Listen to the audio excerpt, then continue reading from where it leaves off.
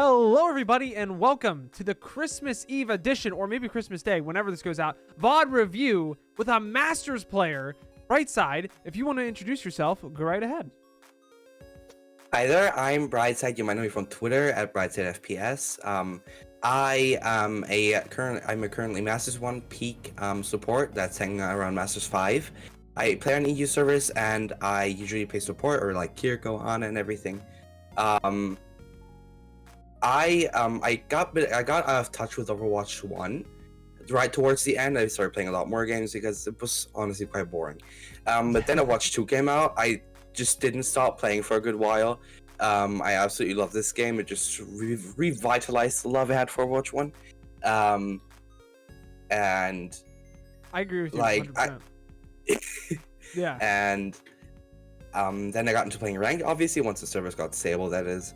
And I, after ending 2.9 and peaking 3.4 in Overwatch 1, I just really shot up really high in ranked after obviously playing a good while. I started Gold 2, and then after I got to Masters 5 after a good while, and then I just made a jump in the matter of a day from Masters 5 to Masters 1, which obviously was very hard to deal with because I knew that was too fast. I didn't belong there, so it was a lot of pressure to deal with.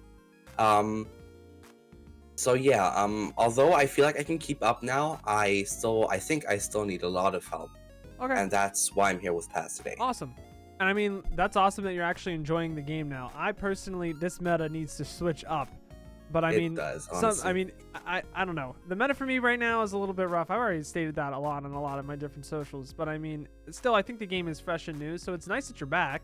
I hope that you still enjoy it, even if the meta has gotten a little bit annoying. I very much do. And that's a good thing. A lot of what, I mean, to talk about Kiriko, because that's the character we're probably going to be talking about a lot today. I feel like a lot of Kiriko, it's kind of like Moira. I feel like Kiriko is, the way I think about Kiriko is that she's a more utility-based Moira, where Moira can just like heal AoE a lot better. Kiriko has the best single target healing in the game. Well, Ana might be actually competing with that now after her buffs. But still, at the end of the day, like, Kiriko has very strong single target healing, and also Suzu, and just good survivability as well, with good range damage as well. So that Kiriko is not necessarily a flanking support as some people have, but I don't think you're gonna have that issue. I think you're gonna, I mean, if you're in Masters, I feel like you've probably figured that out by now. Yeah. But let's talk about this. Let's get into the VOD review. If you have any questions, let me know. And can you also see my screen when I do the smiley face? Me? Yes. Am I sharing my Yes, screen? I can. Okay, cool. Yes, I can. I can see Just everything. wanted to make sure that you can, because I know everyone else can. But yeah, let's get right into this. Let's see how you play this and see what the mistakes are here. You're down one, so this is unlucky. Yeah.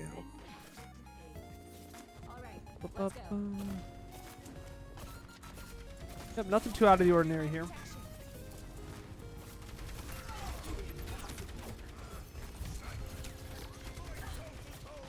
Ryan's playing a little... Well, I mean, I guess he has to kind of just play less aggressive because you're down one. I don't know if I can really coach you this fight because you don't have a player. So that's true. Now you have a he's player. Back now. Yeah. Hey, it's all decent right now.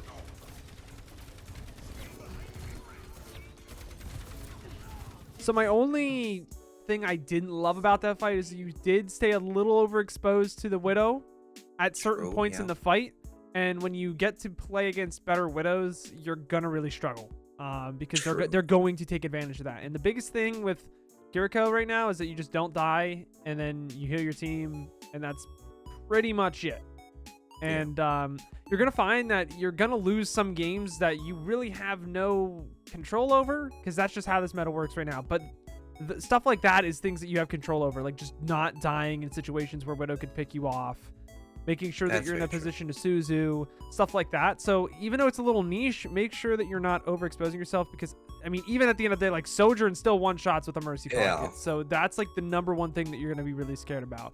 Let's keep rolling this though, because it was really hard. That fight, you didn't have a player, so...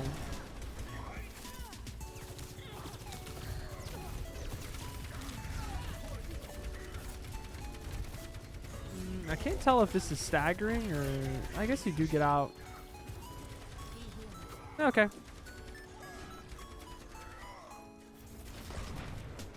Oh, your Ryan's in there. Yeah, that was... Honestly, at this point, you TPing in and trying to Suzu him is just feeding. You should just let him die. Yeah. That was a terrible play by Urian. And now you're going to be staggered too. And it's just like all that time we could have gotten rush, like Kitsune rush from just poking, is now gone. True. And that's a big part of Kiri's kit still, is just trying to get that rush as fast as possible. As realistically as Kiriko, it's like trying to find ways to carry as Kiri is very hard because you don't have a lot of options. And stuff like this hurts your carry potential, essentially. It's either that or you hit every single headshot. Okay, you still get out there. That's unreal. That was very lucky. It was incredibly lucky. That, along with just like better teams and higher elos, are going to punish you for this. They would have punished you a long time ago. But it's stuff like this. I don't think you should have gotten out there. That's unreal. Wow. Wow. But alas, you did. So we're going to keep going here.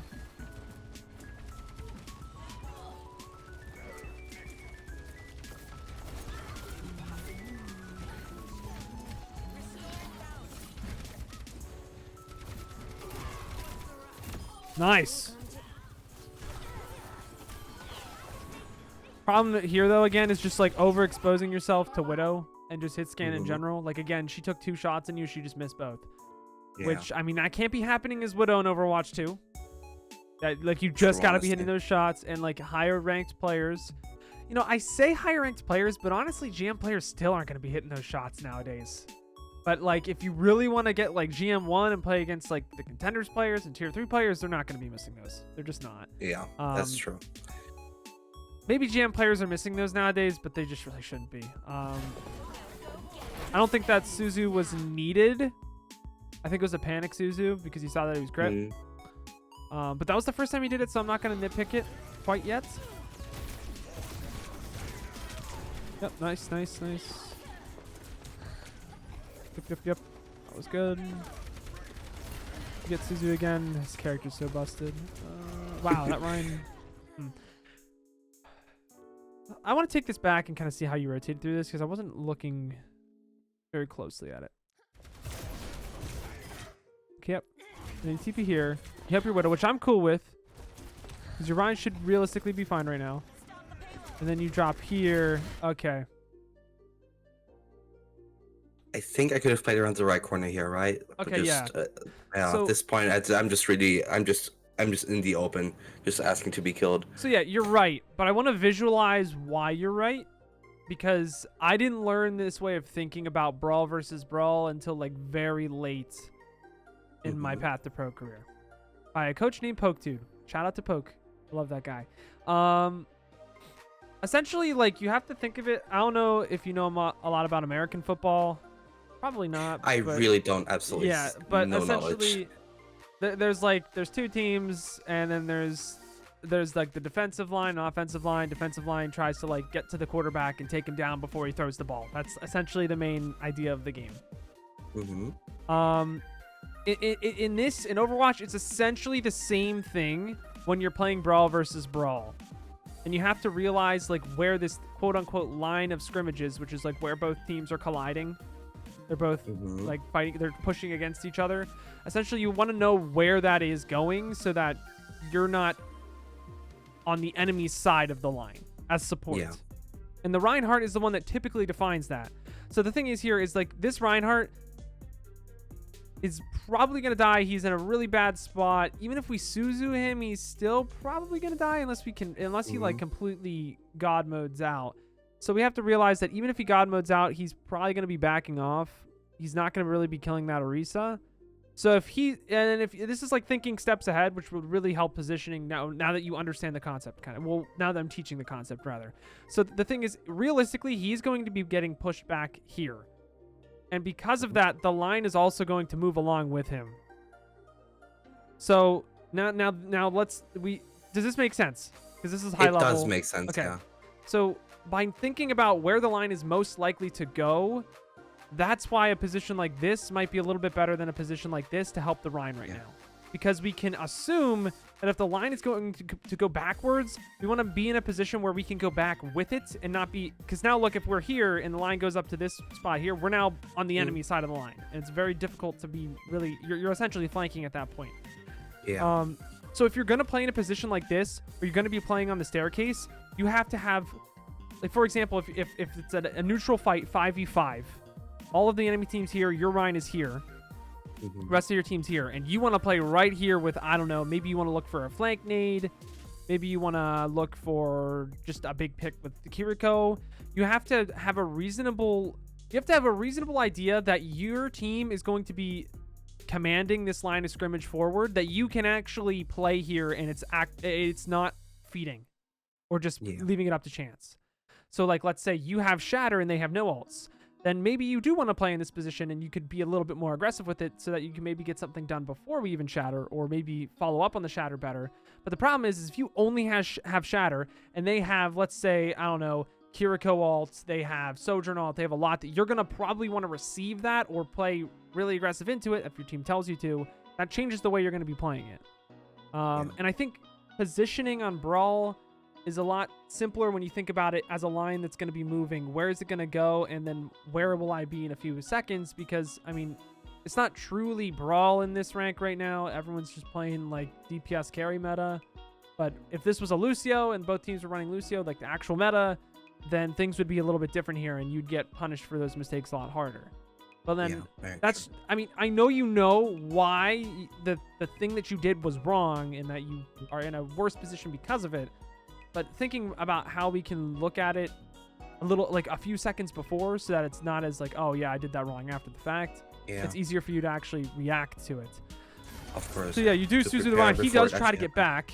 He does try to get back because he understands that he's not going to kill this Orisa and that the line needs to go back this way. And if we would have known that we could have done that Suzu from where the Widow was, we have a much better chance of actually healing this Reinhardt. And if we can heal him just a little bit more, we actually might be able to turn this fight with a Kiriko ult because it's 3v3. And this is a very important fight for you guys to win. Very true. Damn. And the thing with Overwatch, and I think a lot of higher ranked players understand this more than lower ranked players, is that the simpler you make it, the better. Overwatch is a very complex game, but if you can make it very simple, because it can't be made very simple, and if you just think about it, it becomes so much easier to win these games. That makes a lot of sense. It's like chess grandmasters think that chess is super easy, but then like beginners trying to think through all these different things. Just take it one step at a time and you'll get there. And I'm not saying I'm a chess grandmaster. I'm not that good at chess, but I understand that if I would practice more and just make it a little bit more simple, I probably would be a little bit better at the game. But all right, we see how that could have been different. And then out of position, the Widow just takes you off immediately. While maybe if you were back there where the Widow was, you might not have gotten taken out so early either. True. And that's like one of the most important things when you're playing Brawl versus Brawl. Line of scrimmage is what it's called. It's helped me so much in terms of positioning, in terms of how I can play off of my like abilities and cooldowns. It helps a lot. I would say, like, I don't know any other sports that really have that line as defined, but that's like my best analogy for it. It does make sense. It does really make sense. That was risky, but that was so like a Kiriko ult in this corner would be very strong if you wanted to take it. Is it required? Honestly, I would probably Kiriko ult this because you know that's getting rezzed. Yeah, I think I do. I think I do ult after the res. Yeah, because I realize. Yeah. Honestly, it's a little nitpicky, but I would be a little bit more aggressive with it, probably. Just because you can take advantage of the weakness. Like the moment that you see that she's starting to res, I think you should just go for it. But then again, if it does, it could really go either way. Me personally, I would just be more aggressive with it because typically those reses will go through if they're going to go for it. I just trust. I'm also used to playing against like very strong Mercy players that I know that res is likely to go through. I need to take advantage of the pick that we got, especially on that corner. But I mean, that could go really either way. So I'm not going to say that's something that's going to go in the ending takeaways.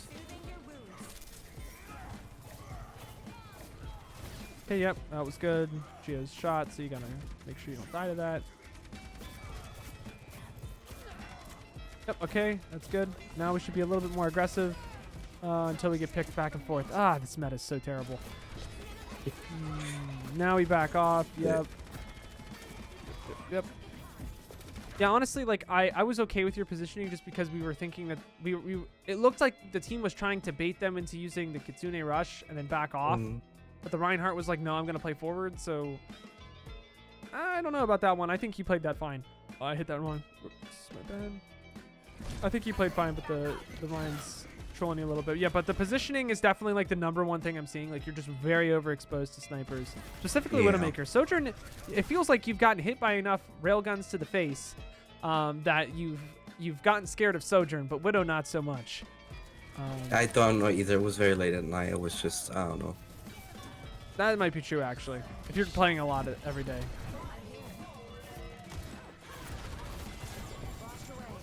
Suzu wasn't needed, to be completely honest with you. The big thing with Suzu and Immortality Field, if you ever do end up picking BAP, is like, if they're critical, sure, that could be an indication of something important, and that something important is danger. Like, if they're actually in threat of dying, are they actually going to die if I do not Suzu them? And it's a juggling act that you need to get a lot better at the higher you go, because you're gonna be put in a lot of dangerous situations that you have to think through. Because a lot of times you can, I mean, this is on a 14-second cooldown. There's no way it's going to stay on a 14-second cooldown. There's just no way. It's definitely going to go higher. It's definitely going to go higher. So it's important that if you're going to continue to play Kiriko, because inevitably she's still going to be very strong, that you're just more accurate with those. Because if you use Suzu on something you didn't need to, then there's going to be something very shortly after that you're actually going to need it for, and then you're going to lose the fight because of it. Yeah, I think that's a thing that I've been like really trying to learn recently, because I noticed that I wasn't using it almost enough, because I noticed that people were dying if I didn't. So I got a little bit less, just a little bit less careful with it recently. Yeah, I mean, which is a bit of a problem, honestly. It's just like the problem with Kiriko and Baptiste in ranked is that it's ranked, and team play, it's a lot easier to think through these situations effectively. In ranked, it's like, it's just so hard to know how people are playing and when they really need the Suzu or don't. I find, like, I would always get flamed in ladder when I played Baptiste in Overwatch 1, because they're like, why didn't you ammo me there? I'm like, dude, like, why are you so far forward? Or like, why are you doing this? It's just, sometimes it's just a coordination thing. And honestly, sometimes it's probably my mistake. But it's a hard concept to get very, very, very good at. But if you have the ideas of like, when do they really need it, when do they not, it makes your life a lot simpler, kind of figuring this out. But I did see something positioning wise that I just wanted to talk about. I was very overexposed. So yeah, right here, again. Then right here, actually the best way to look at positioning, I've said this a lot recently, is just to look at like where you are in third person. Look at that! Look at that! That's so easy. That's so easy. I gave and if you that. played I could have just before stayed behind that box. I know. And if you played Valorant before this is easy for you to get better at. And it might have just been late, like you said. That's honestly a valid excuse, because sometimes I'll play late at night and it's just like, what the hell am I doing? I mean, yeah, but I think that's why I thought this was the best mod to actually give you, because you know those are a lot of mistakes. You know, to go through. It seems like this is just a loss, right? Okay.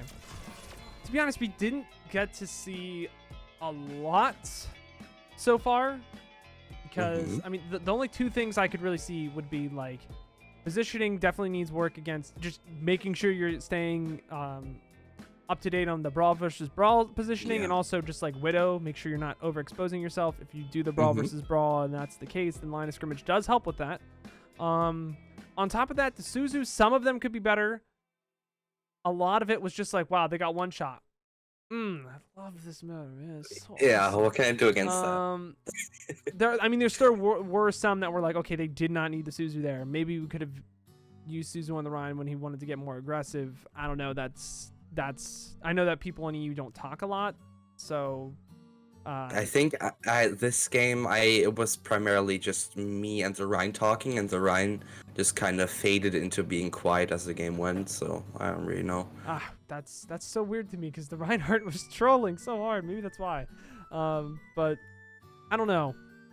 I think this is kind of just, especially the way my Suzu users, because the reason I also play Lucio. The reason I adjusted it is because I want to make up for my teammates' mistakes that are really like almost impossible to predict really. So it's more important for me to just look for the mistake. I like to not blame myself if somebody gets into a very weird situation that I cannot compensate for, where they just make the mistake, you know?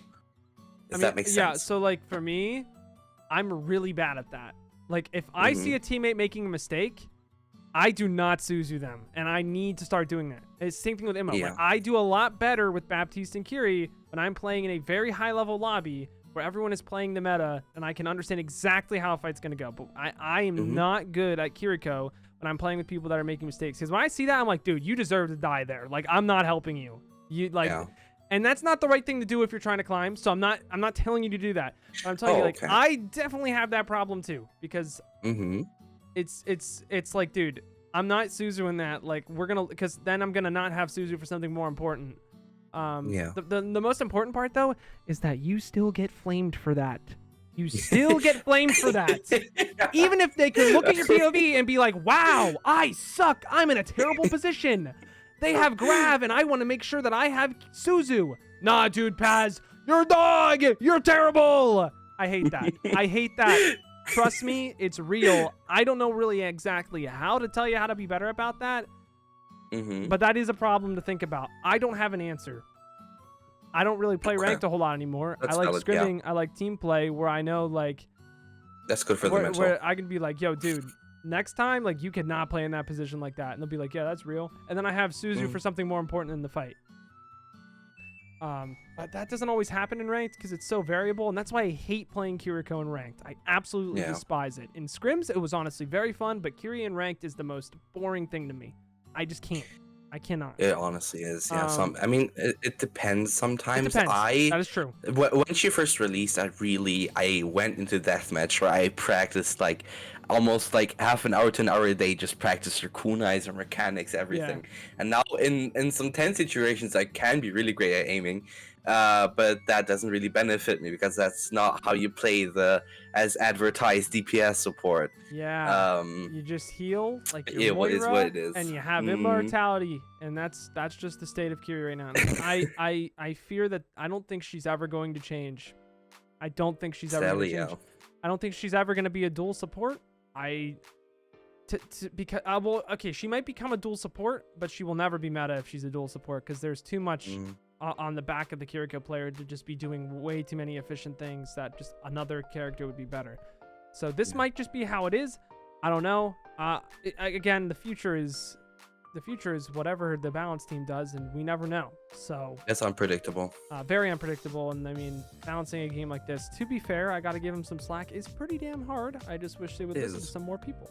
But anyways, before I start ranting for 5 minutes in the middle of your VOD, do you have any questions before we go on to the attack here? I don't really think I do, honestly. The mistakes I did make really made sense. Like, that really makes sense to me. Especially the positioning. I feel like you know this. Yeah. It's just like a lot of higher ranked players just need to think about it a little bit better. And this meta is very hard for me to be like, hey, you could have carried here harder, because to be frank with you, supports don't really carry this meta. They just kind of exist harder than the other supports. True. And that's how you quote unquote carry. And you just play the game a lot and you're going to climb. And that has happened. And it means that you're learning and that you're getting better at the game. Even if it's not like hard carrying your team. So I cannot discredit anyone that's climbing in this current meta. It's just not for me. But yeah, let's get into this. Why is your guy playing Zarya now? Okay, this is Lucio? Really know. Yeah, I'm on Lucio now. They asked me to go Lucio, so I did that. I was like, wait, Kiriko. Okay, now you're on Lucio. Okay, so I am on Lucio now. Complete switch of gears. So how long do you play Lucio? Do you play Lucio on this entire attack half, or is it just a little bit? I don't think I play. If I'm right, I switch. Okay, I think I do play him quite a lot. I don't. Okay, so remember. Wow, you actually rolled them. Okay, so you do actually play them a little. You actually play Lucio a little bit. Okay, that's good. I just wanted to know because I don't know how much I should really go into Lucio here. I mean, honestly, the tips you've given me from your videos actually have helped me quite a lot in actually improving my play. So that's awesome. I mean, Like I stopped playing him for like months really. But I really got back into him in Overwatch 2 quite a bit actually. Hence the gun buddy and the skin. Yeah. And honestly, that has really been helping me getting back into him. Okay. Although I don't play much still, I prefer playing heroes like Ana, Yeah. Mercy, and I Kiriko. agree. Yeah. So, I don't know how familiar you are with a concept called tempo. Where me and Poke are working on a video for that. It's gonna get delayed again. It's about advanced positioning, which is gonna go very deep into each hero's inherent tempo and how you should play the game. Yada yada yada. Ooh, that sounds interesting. Lucio is in ladder can very much dictate how tempo kind of works and how fast the game will work given like what you have, what the enemy has. So I've heard and read not a lot but quite a bit of it. It's just like especially the whole taxiing thing, just getting everyone to like just to have more fights in there, you know, to just be able to take more fights. That's all I know from it. Yeah, I mean tempo it's much deeper than just that. So the thing is, very basically, when you're playing in a brawl versus brawl matchup, which this isn't really a brawl versus brawl matchup, to be honest with you, I don't really know what this is because there's Mercy and they're playing Orisa, and that's just kind of how this meta works right now, and it just makes no sense. Also, a small warning: I swap on my Kiriko goes Mercy because my teammates ask her to go Mercy. Okay. The big thing with Lucio is that if you've watched some of my videos, Lucio in Overwatch 2 very much heals a lot more than he did in Overwatch 1. He does still speed, but is a lot more calculated than Ooga Booga. We're playing Brawl, just run into them. Especially when you have Zarya, it's very important that you understand that like you still want a speed boost, but you have to wait until the Zarya is ready to speed boost especially against an Orisa. Yeah, true. So it's like make sure that you're not just speeding in because that's like what you do on Lucio. Warning. I think I still do that sometimes. Just a small warning. And that's fine. I think this is going to be good to be pointing like Lucio mistakes out. Yeah. And to be honest, this is such a weird composition to be playing with Lucio right now against what. Welcome they have. to your ranked. Just welcome to ranked in general. It's a complete shit show, for a lack of a better term. Yeah, let's watch this. It's more so just understand that Zarya is probably the slowest brawl character, but that means that she's faster than like Sigma, Roadhog, in the sense that she wants to make the fight a little bit faster than them. But in terms of like Orisa, Reinhardt, they're a lot faster than her. Maybe not Reinhardt, but that's... So like, here's the thing. We speed amp in, and we try to get really aggressive, but what we have to understand is what we have, right? So we're playing a much slower brawl comp than Ooga Booga Let's Walk In with Junker Queen. If we look at the Zarya, she's at 11 charge. What is she going to do with 11 charge? Absolutely nothing. She's going to tickle the enemies. We have to give her time to get a reasonable amount of charge so that we can speed her into the backline and kill something useful, because Orisa just does not die in this meta. You should almost never be poking her unless she doesn't have gold, you're Kiriko, and you're 3-tapping headshot. Like, okay, that's fine. That's very specific, though. Yeah, it's very specific. The thing is like... I'd also die here. Yeah. Now that we just boosted in, we used essentially all of our utility, and now they still get to do what they want to do, which is just sit back and poke at us forever. We kind of want to do the same thing, but we want to make sure that everyone is set up so that the Widow has a line of sight on somewhere, and that we brawl within her line of sight. Is essentially what this comp is giving me. That's what this comp's vibes are. It's, okay, Widow is going to peek out here in 3, 2, 1. 3, 2, 1, we speed. We brawl on point. Widow has shots in the back line. It's very finicky, but that's kind of how you have to play this comp. That makes sense. Instead of, Ooga Booga, let's go in and, wow, let's brawl. And now we're just, like, again, very exposed to all the snipers, and we're dead. That was a tempo problem. And not understanding, like, how characters want to play. That's one of the hardest concepts to understand, so if you have a question, let me know. This is good, though, that you're speeding the Zarya. Now Zarya needs to take a chill pill. Okay, I'm alright with that. That was a decent rotation. We're just chilling. Speeding our team in. Okay, so like right here, we heal start with the speed, close the distance, let the Zarya get on something useful here, and then start using that heal amp. Because no one was necessarily... This is one of those moments where I'm like, okay, speed is actually probably the best. So let's look at it from Zarya POV. I think looking at other POVs like always the best way to do this. See right here, this is when the heals got and all the amped. tracer and everything. Yeah, but like if we speed amp here, we just completely can walk past the reset if we want to, or we can continue to go on a reset. But then we get to go on the back line. Let me clear the marker here. Now we're gonna go in the back line and okay, we kill the Sojourn, we kill the Widow. Yeah, we literally just kill everyone. Or at least force out Suzu, because gosh, she has it. I hate that character. But it's and right here, honestly, you probably still end up winning the fight for the rank that we're at. But this is a much harder fight for you guys. That we got no picks. Even we had to invest pulse and still no picks. Very sloppy for what it was. And if the enemy team is better here, they definitely recontest and just win. Like a GM team just wins this. Yeah, that makes sense. Especially they just carry ulted too. You know. These people just aren't mechanically skilled enough to pull through with that kind of stuff. I mean, it is a hard thing to do, but GM players will do that. Overexposed to Widow again. You should die like 5 times over there. But hey, okay, we won the fight. Whatever. We understand how tempos. I can tell that your Kiriko is a lot more comfortable than your Lucio. Yeah, it very much is. But that's okay. We're learning these characters. That's a good thing. Okay, yep, we're speeding her there. Zarya back out. That's no way she doesn't die. Ah, Suzu. And she still dies. I just like complaining about it.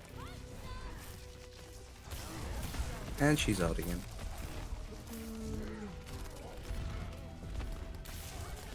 This is not my favorite spot to be in, but you don't die, so I can't be mad. Yeah, this is... I guess you can play on cart. To be honest, you have so many ultimates. Someone should be going up and trying to get picks. Probably your Zarya should be going up. It's a good pick. The fact they didn't Suzu that is crazy to me. How to throw on Kiriko in ranked. 20% speed run. Well, this is something. Yep, good boop. It's essentially what you're looking for on Lucio against that. To just disable those engagements. Yeah. The monkey to just not get a whole lot done. And to be honest, I don't really know what the tempo of their comp is because they're running monkey with, like, they're just trying to surround you, I guess. It's more so just like waiting for the moment to speed, not just speeding whenever you want. Still kind of the same thing. Heal amp is still going to be very strong if the monkey dives you first.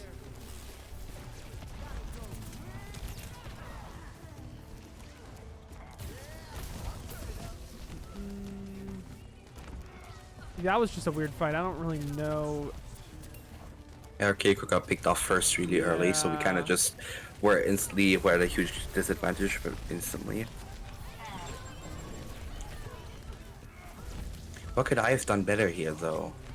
I mean, there's not a whole lot. Your team's just kind of staggering. We missed Suzu, whatever. But now it's a 4v4. We're trying to push in. Okay, yeah, I'm okay with that. Just moving it away. Monkey primals. All right, we just give them their turn. We chill. All right. That was a little bit of a preemptive amp. I would beat this, honestly. The fact that your team doesn't die here is astounding to me. Yeah, we lose because I didn't. Because you didn't beat here. Yeah. So when they Kiri ult, that's one of those things where it's like if we just had a pick and it's 5v4, we can beat and stop the most powerful ultimate in the game. Not really the most powerful ult anymore, but it's pretty strong.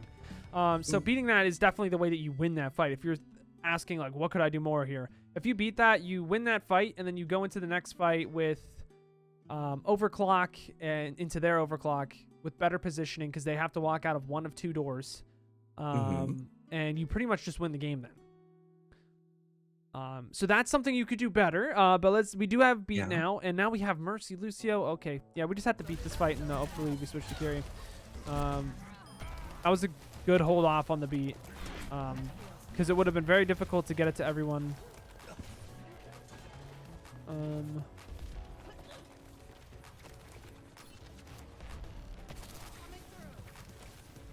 The movement's not that bad, honestly, for not playing a whole lot of Lucio. I have practiced it quite a lot. Yeah, I'm not the best. Okay, yeah, again, positioning. Yep. Yeah, it's just like such a big. Like now the dude actually started hitting shots on Widow, but when you hear the shots, when you see the tracer rounds, you have to understand like can't be peeking that. And there's no need for you to be poking at all because you already have beat, so you don't really need to even be looking at it. I don't get any value for the risk I'm taking. Yes, no value. If anything, you're giving their supports ultimate, and True. that's negative value actually for peeking. So having the patience there is important to think about. I definitely don't overthink that a lot. It's not the most important thing to think about, so it's not the end of the world. It's just when, yeah, well, and then we got to use beat in a bad spot just because it's like, yeah. I swap onto on off of this if I'm right. Yeah. Honestly, a lot of these mistakes were like we didn't beat 3 fights ago, and then it put us in a terrible spot on this fight. True. So it was one mistake that led into so many others. Ana's an interesting swap, but let's see how this works out for you.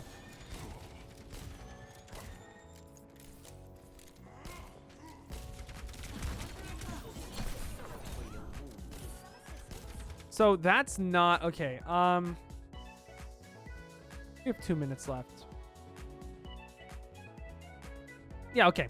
Ana nades sadly have to be very much more calculated in Overwatch 2. Because the last thing you want as Ana is for a nade to not be Suzu'd and completely just go away. Like the effects should just go away. True.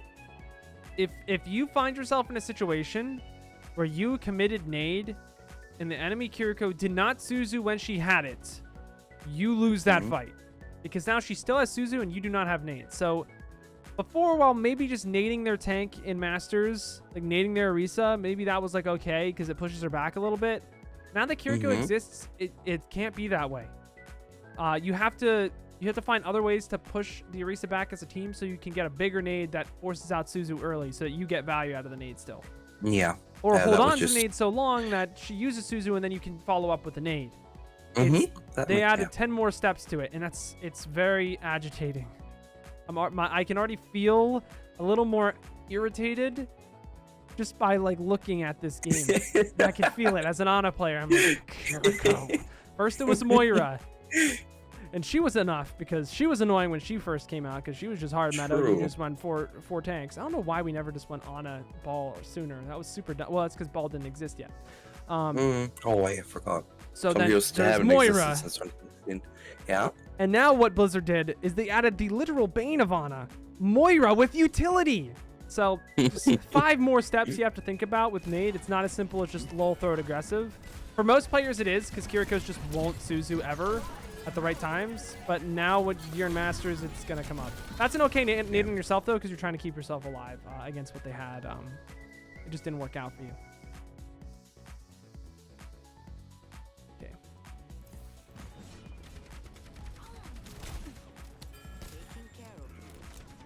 Doesn't seem like you do cap this. It seems like you guys lose in overtime.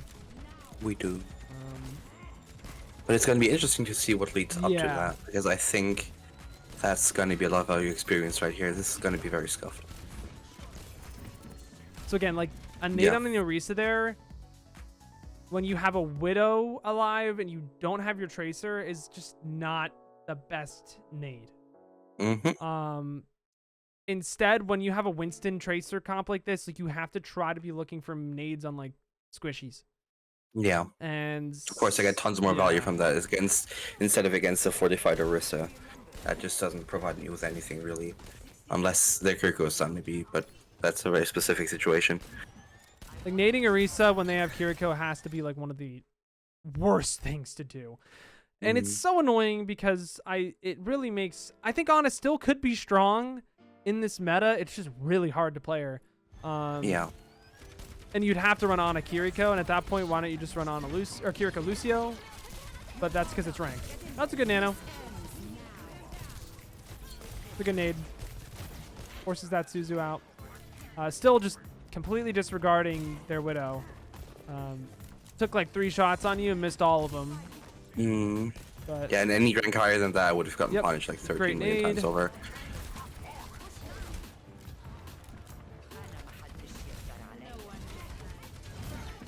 And I think what happened. I don't remember exactly. That's a good ante. See, like that's a good ante because you can realistically follow up upon it. And she's not in gold. She doesn't have gold. Like that's an okay time, but it's like just doing it out of nowhere doesn't really get you as much value. You have to think about it a little bit more.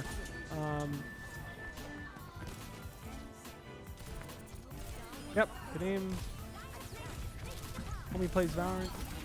How did that not hit? That's unreal. Even though that should have hit, it probably wasn't the best time to use the nade.